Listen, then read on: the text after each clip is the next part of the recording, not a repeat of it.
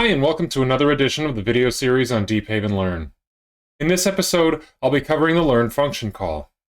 The time has come where we'll bring everything together that we've learned up until now. The Learn function call is where you'll specify your input and output tables, the model function that you'll apply to your data, the input and the output data itself, and a batch size for processing. Let's go over each of these now by showing an example of the Learn function call. At the bottom of the screen, I have a sample Learn function call. Let's cover it one line at a time. The first line of the script specifies the name of my return table, which I aptly call return table. Additionally, it's where I call the Learn function itself. After that comes the Learn function's 5 required inputs. The first input is the name of the source table. I've aptly called it source table. The second input is the model function that will apply calculations to your input data. In this case, I've called it sum function that applies your model. The third input is an iterable, in this case a list, of learn.input objects. Each learn.input object requires a set of input column names and a gather function that will specify how those will be collected into a Python object. The fourth input is an iterable of learn.output objects. Each learn.output object requires an output column name and a scatter function. Additionally, you can specify the data type of the output. This data type will be a Java primitive written as a string. The fifth and final input is a batch size for processing. This tells Deephaven how many rows of data to process on each update cycle. I'll cover the batch size briefly in this video, but I'll go more into its importance in a later video in this series. I'll move on to the next script I have in the console here. This shows some basic usage of Deephaven Learn. This script will sum the values in each column of a table on a per row basis. This operation can easily be done using an update statement, so keep in mind that the usage of Deephaven Learn shown here is purely demonstrative. I first import what I need. In this case, I need empty table to create some dummy data. I also need Deephaven Learn and Deephaven Learn Gather for obvious reasons. And lastly, I'll be using NumPy to perform my summation, so I import that as well. Next, I create an empty table and fill it with 2 columns of 5 rows of data. It's important to note that the data will be of the int data type in both of these columns. When using Deephaven Learn, data gathered into a single object must all be of the same data type. This object will be a NumPy array, and NumPy requires that its arrays contain data of the same type.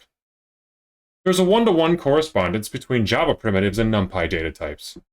If you have different data types in your table, specify a gather function for each unique type, and then have a unique learn.input object for each data type that you want to gather. I'll run the first portion of this code to import what I need and create my empty table with dummy data.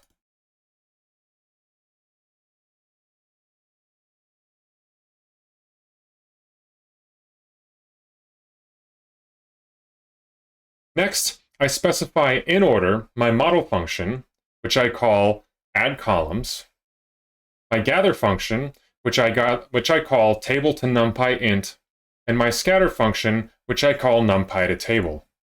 Let's cover each one in a little bit more detail. My model function uses NumPy to iterate over the rows in a table and sum the values in each column of each row. It's a simple function that implements a model to process my data. My gather function uses Deephaven Learn Gather to collect table data into a 2-dimensional NumPy array. It takes 2 inputs, which I discussed in the video where I covered the gather step in more detail.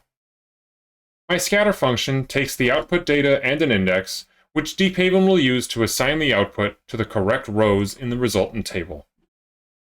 When I run this code, we'll see the output table, and it will contain the sum of each row in the X and Y columns.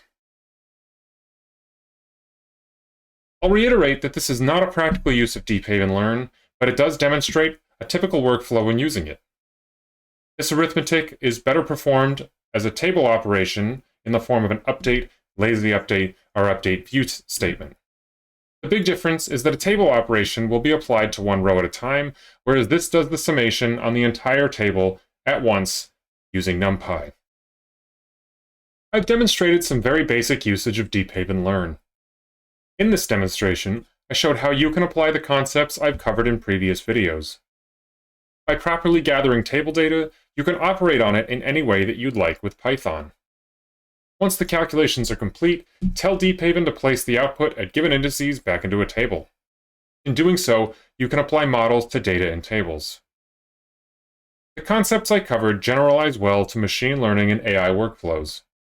Whether you decide to train your models with Deephaven or just with standard Python, with, for instance, a pandas data frame, you can then use those trained models to operate on real-time data in Deephaven tables. In the next video, I'll discuss some things that you should consider when processing static table data with Deephaven Learn. After that, I'll cover the transition from static to real-time data and the design considerations you should know about when creating real-time queries that utilize Deephaven Learn.